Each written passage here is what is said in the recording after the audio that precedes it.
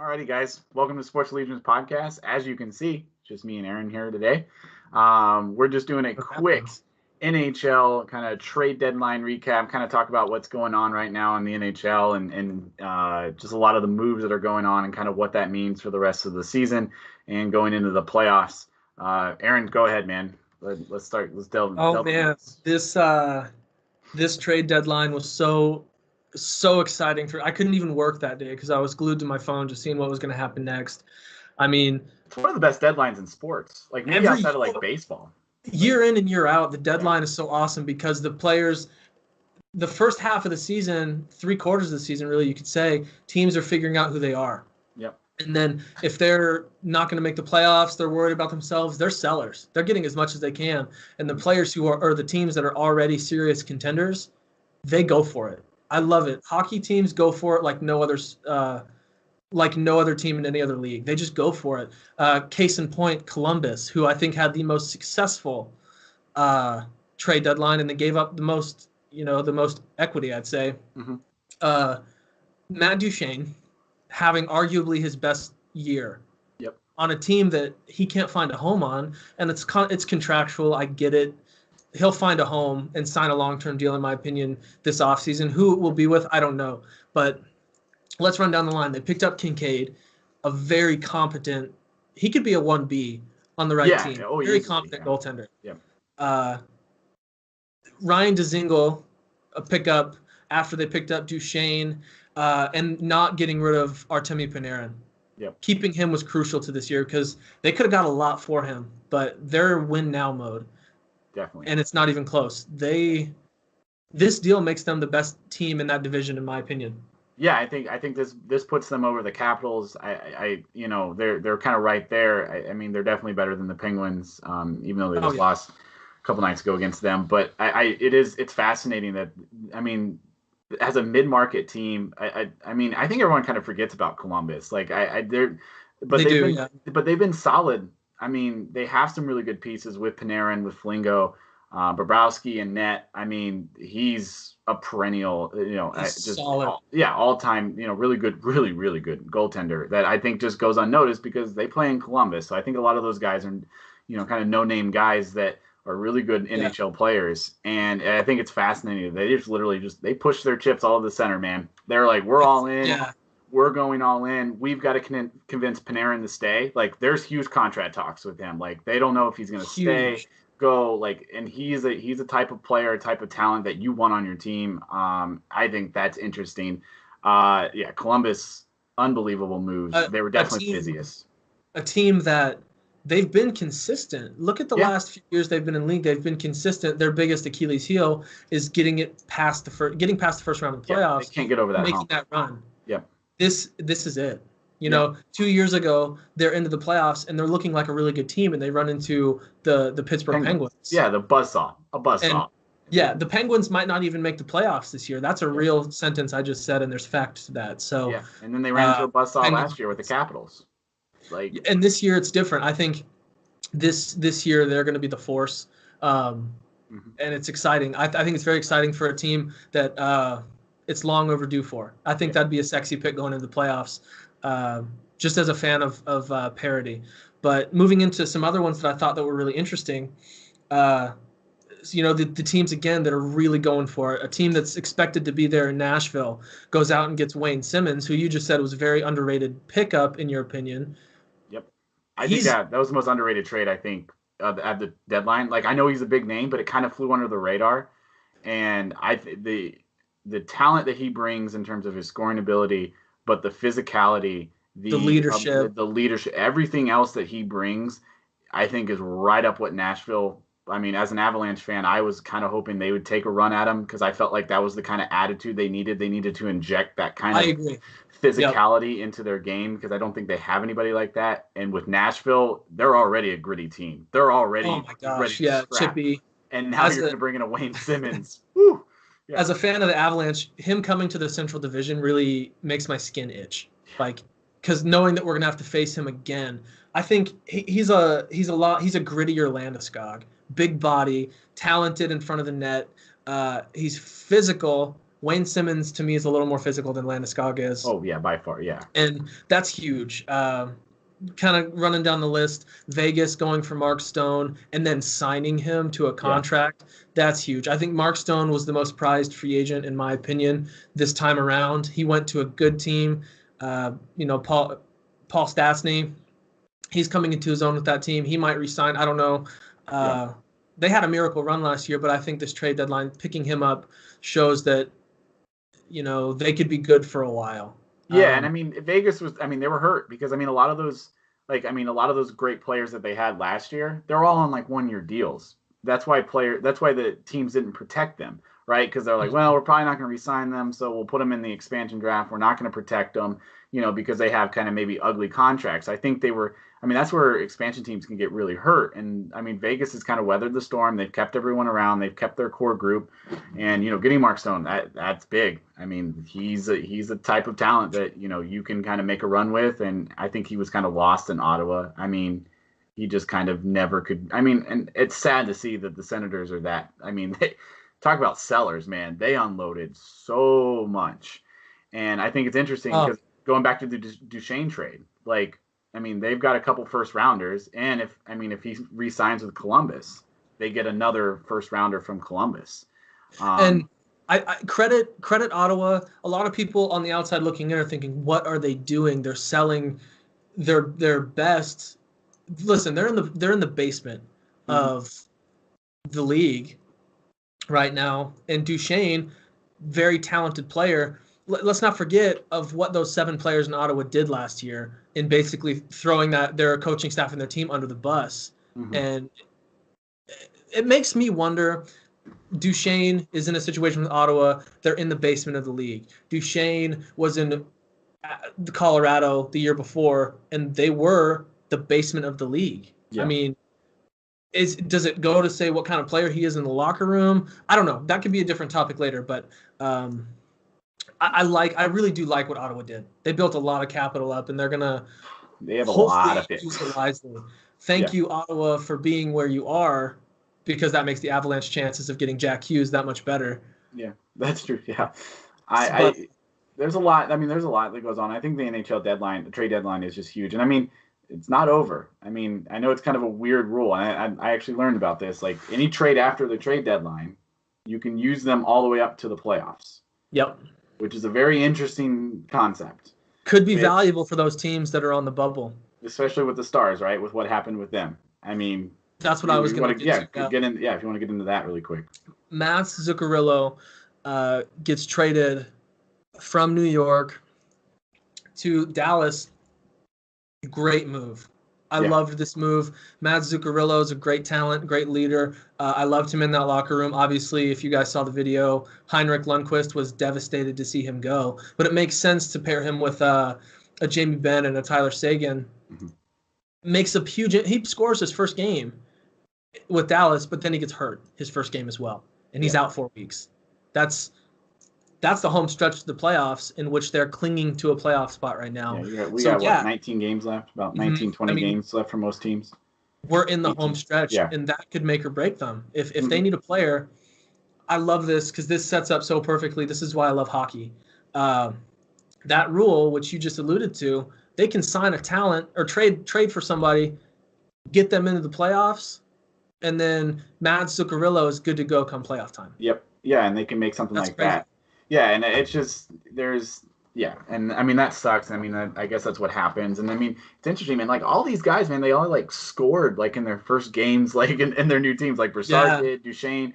Like I mean, it's just it's fascinating to see that like a lot of these guys made impacts right off the bat. And I mean, I think it's just we're getting to a very interesting time in the NHL where you need to be 3-4 lines deep. And I think that's what we saw with this deadline is you need to build that depth and you need to be able to cycle through lines and you need guys that can play, they can play in the middle, they can play on their wing, and you can move them, 1 through 3, 1 through 4 and through different lines so they can actually play, with different people. And I think that's a huge thing because I was thinking about it today, like this Avalanche team right now, the way it's constructed, I think 5 to 7 years ago wins a cup. Because it's just how top heavy they are. Because you look at back then, like the Penguins were dominating, the Blackhawks were dominating, right? But they were so top heavy with talent. but they didn't really have much after that. And I think the league is really starting to change into, hey, you need 4 lines. You need to be able to cycle through those 4 lines consistently through a whole game. Yeah, you need depth. Yeah. And that's why this Avalanche team, who has been utterly painful to watch the last 2 months, and coming from Steven and I, who are diehard Avalanche fans and won't apologize for it, it was embarrassing. Coyotes jersey. I know, yes. Yeah. I know. I got Hey Duke hanging in the back here, but I like what the Coyotes did, and that's why I've got it on. But Avalanche, so desperately wanted them to do something. Anything, just to prove that you're not okay with where you're at right now. They're playing decent as of late. They're on a 5-game point streak, have won 5 out of their last 7, I should say. But I wanted them to do something. And Derek Brassard, I'm fine with that pick. It gives them depth scoring, someone who's been there and done that.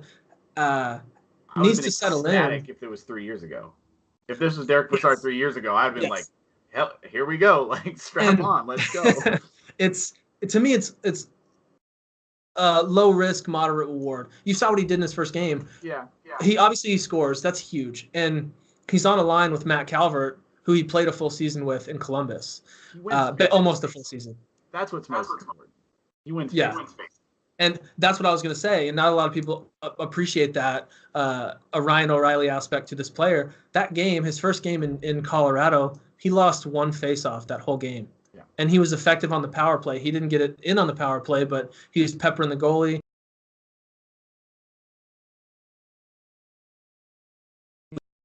Avalanche are trying to find an identity as far as their depth is concerned. Yep.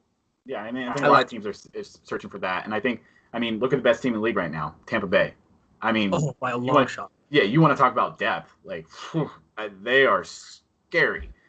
So, and that's something that they have built over the years they've drafted very well. That's not like it's a free agent, hotspot in terms of Tampa. That's all built through the draft and everything like that. So, I think everyone's trying to mirror that and have, you got to have 2 or 3 lines at least that can score, that you can match up with any of their top lines, and that, you're not afraid that, hey, if I send them out there, they're going to get absolutely, just scored on, obliterated, type of play. Kind of last thing I want to touch on real quick, and then we can wrap it up, is how this trade deadline is going to affect the playoff race, in your opinion, and more importantly, the wild card spots. Yeah. The wild card spots. So I'll read it back to you as it sits right now, and I kind of want to hear what you have to say. Yep. Minnesota is sitting in the first wild card spot right now with 68 points. Yep. Dallas is sitting in the second spot with 67, and the Avalanche and the Coyotes are 1 and 2 points outside of that moving forward. Mm-hmm. What's your prediction? Who falls out? Who falls in? What do you think?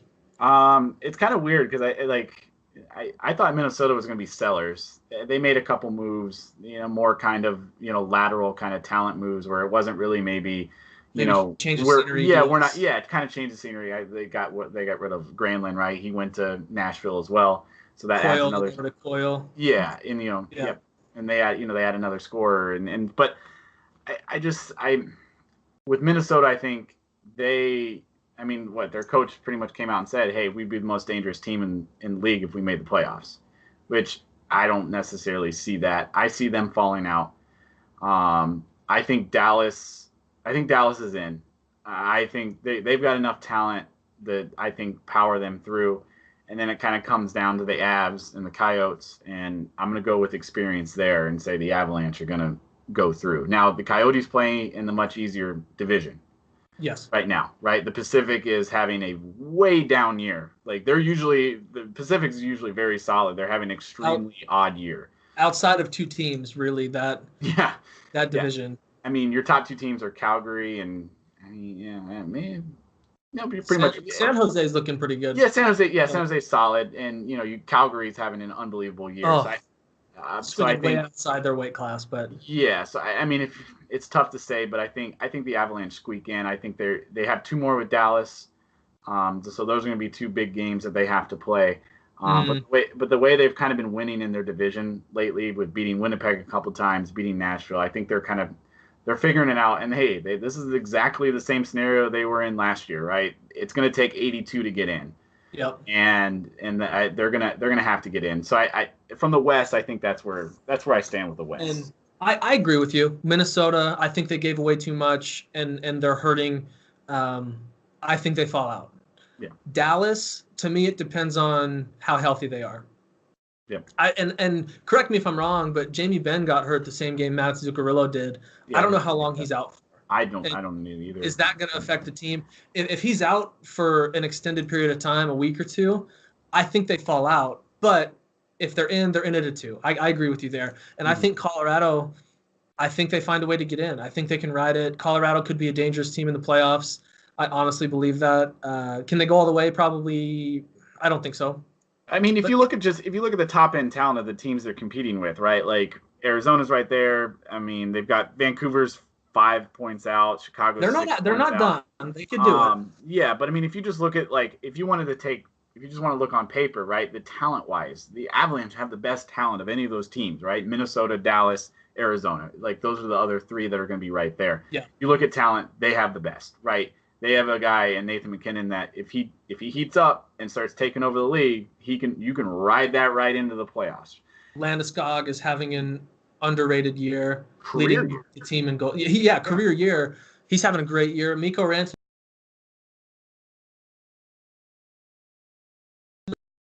start, but he's still a game changer.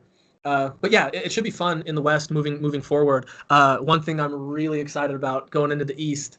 As it sits now, Montreal in the first spot with 75. Pittsburgh in the second spot, actually. They moved back in at 74. And Columbus sitting 1 point outside the second wild card at 73. Yep. How do you see that shaking up? Because I love this. Yeah. So I think the sexy pick right now is the Hurricanes.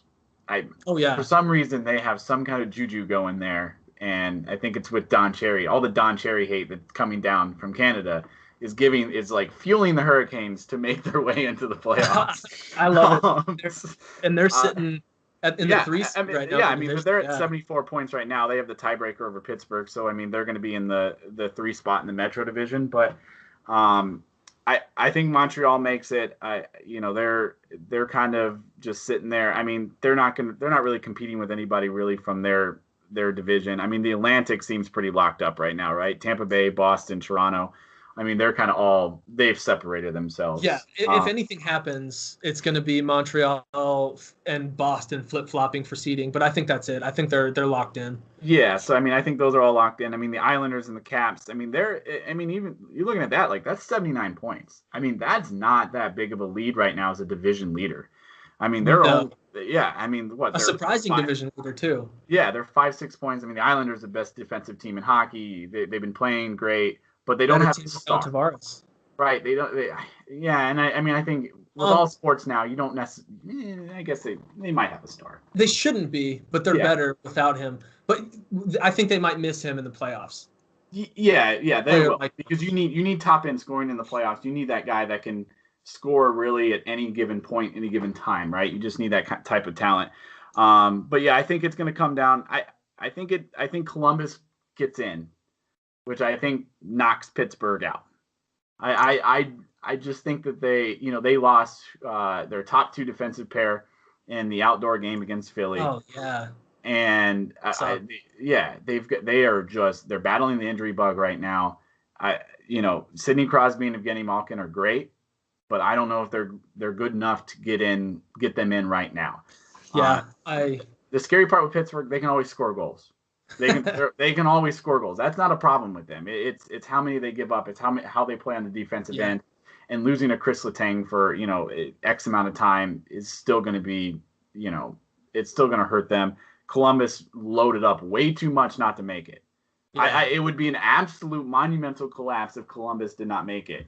So I think they're in. So I think it stays pat where it is. I think Columbus flip flops with Pittsburgh, and you're going to have Montreal as either the first or the second wild card, and Columbus in. I mean, even Columbus could catch. I mean, they could catch Carolina. I mean, so I don't think that's necessarily. Columbus can catch Washington if they turn it on. Give them a game or two to click. These players that they just acquired to click, they could catch Washington. 6 point lead. We'll see. But Yeah. I think we're kind of in total agreement there as far as where we're sitting. If Pittsburgh gets in, you better watch out because it's Pittsburgh and they can get hot. Yeah. I don't think Pittsburgh gets in. I think it's going to be Columbus and Montreal. I just want to sit here and appreciate the way that Eastern Conference playoff picture might turn out with New York Islanders, Carolina Hurricanes, Montreal Canadiens, the Columbus Blue Jackets, a bunch of teams that haven't been there in a while. It shakes things up. Same thing in the Western Conference. You've got Calgary. Winnipeg could finally get it done. Vegas, San Jose. I mean, Arizona has a chance to get in. I mean, this is an exciting year for hockey. And I mean, really in the East, it's going to be the battle for the 7th seed because you're not going to want to play Tampa Bay in the first round. You're not going to want to play them in the first round. You want to stay away from the Lightning as long as humanly possible. At all costs, stay away from Tampa Bay. And you're absolutely right. To your point with Columbus not getting in to the playoffs would be the same catastrophe as if Tampa Bay didn't make it to the Stanley Cup final. Yeah, Tampa Bay needs to get there. They're the best team, hands down. I've never seen a team run away with the league the way they are. It's ridiculous. They look unbeatable, and their talent. I mean, Kucherov. Like I did it in the top 5 video. I mean, I had him as my 3rd best forward in the league. Well, he's making me look like an idiot because he looks like the best forward in the league right now. I mean, the way he's playing. But I mean, I had Patrick Kane and Ovechkin in front of him, and those two guys are early. And I mean, those two guys are having really good years. But just the way they're playing, the way they're clicking as a team. Good luck. Good luck to whoever's the 8th seed. Remind me, 2004 Stanley Cup Final, Tampa Bay Lightning and Calgary Flames, yes. I believe. Yep, it's Calgary. That's how it needs to happen again, in my opinion. Calgary, best team in the West. I don't know. I'm not sold on Calgary, man. It's almost like they came up too fast, and they're just. I don't know. I'm not sold on him quite yet. I mean, Gaudreau is a great player, but I don't know if he's got the type of talent to maybe lead a team.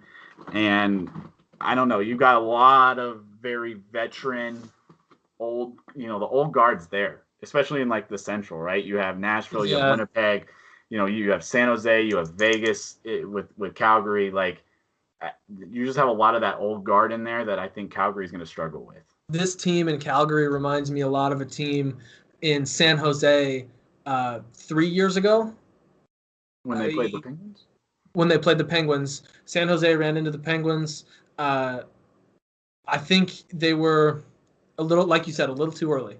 Little too early to kind of play off of in the NFL here. They remind me a lot of the Bears last year. Maybe a year or too early, but Calgary could very easily get there. They look really good. They can fuck in the net.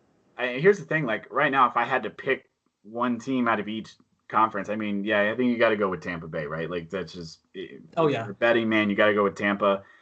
And really in the West, man, like I don't know. Winnipeg has its deficiencies. Nashville loaded up again. I really like the Wayne Simmons pick, like I said. So I think. I might have to go with Nashville. They have Rene, right? Pekka Rene, which I would put him as probably the best goaltender in the West. And you've got Philippe Forsberg who can score at will. You're adding a Wayne Simmons. You have a PK solid Subban. Defensive team. Yeah, like you have a Ryan Ellis. Like they're a really, really good team. And guess what?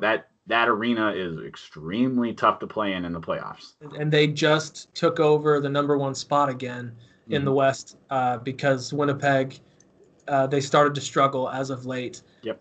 So it should be really, really fun. Like I said, probably I think the most exciting hockey season in a while. Yep. As an Avalanche fan, it's frustrating that they had to struggle, but I'm excited that they can get there again. Teams that don't often get there that have the chance to do it. A young team in Arizona could get in. Yeah. I don't think they make much noise, but they can do it, and that's exactly what that city needs. To keep, if you want to keep the Coyotes, you've got to keep. You got to make noise, and you've got to keep filling that arena. Like they're starting to draw. They're starting to draw now. Like people have gained some interest. So. And credit to Carolina. they need to fight for their lives. Yeah. Because literally the city depends on it. Like, yeah, there's not much going on in Raleigh. These markets need some help, and the young talent, the playoffs, just getting to the playoffs can do a lot for a city. Look at what it did to Colorado last year. Just knowing it, experiencing it firsthand, getting there's the first step into doing anything, and it'll be fun the way it shakes out. But yeah, exciting trade deadline. I don't really have much more to add to it. I don't know about you. It's gonna be a fun month of hockey here. It's gonna be crazy, and that's what I think. That's why we both love the NHL so much, is because of the parity, because of just the amount that goes into it. And once the playoffs start, it's the best playoffs in all of sport. It's not even close. The way these players, these cities, the emotional investment it takes to get to the cup. Yeah, physical investment. I mean, there's no tougher. Oh yeah. There's no tougher way to get to win a championship. No way. So, alrighty, guys. Thank you so much for joining us for this NHL kind of trade deadline end season kind of chat that we had.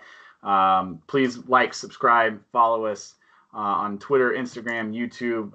Give us your predictions below for any kind of NHL predictions you have. And if you like these kind of videos, we're kind of changing it up a little bit more, doing something that's, me and Aaron are kind of the hockey guys and sports allegiances. And, we wanted to kind of get into something where we could really sink our teeth into and maybe do a more kind of in-depth video and just kind of have us bouncing some stuff off of each other. So if you like these smaller format videos and maybe, a little bit more intimate, let us know. So this is kind of an experiment, and we're going to kind of go forward with it. So for myself, Stephen Guerin, Aaron McFessel, thank you so much, guys. Have a good one. Thanks, guys.